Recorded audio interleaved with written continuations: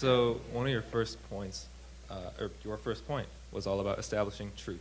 Mm-hmm. Truth exists, and your basis for that, well, if nothing is true, then that statement isn't even true. And so Mm-hmm. that was your argument.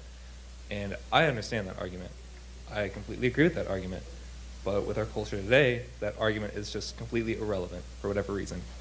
And so the problem I find myself running into is establishing that there's a truth. When I'm talking to someone who's not a believer in Christianity, at least, I establish that Christianity is true.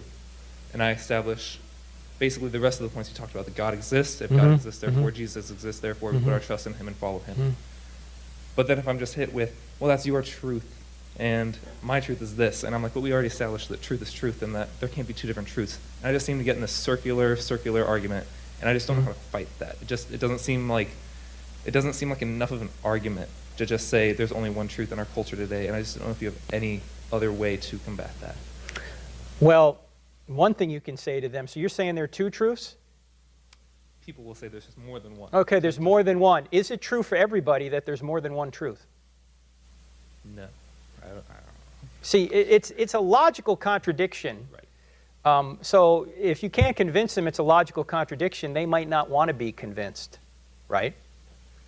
They just might not want to be. Again, the question I think that you ought to ask him is, if Christianity were really true for everybody, would you believe it? Is it really true that 2 plus 2 is 4? Is that true for everybody? Yeah.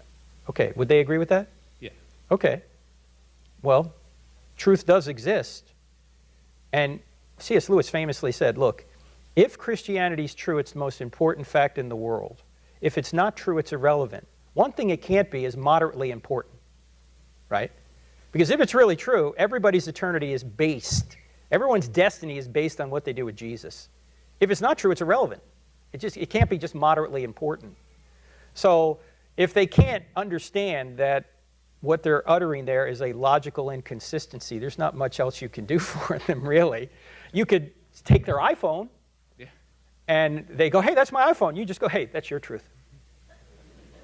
I'll try that. You know, what are they going to do, right? No, I got your phone now. What are you going to do about it, you know?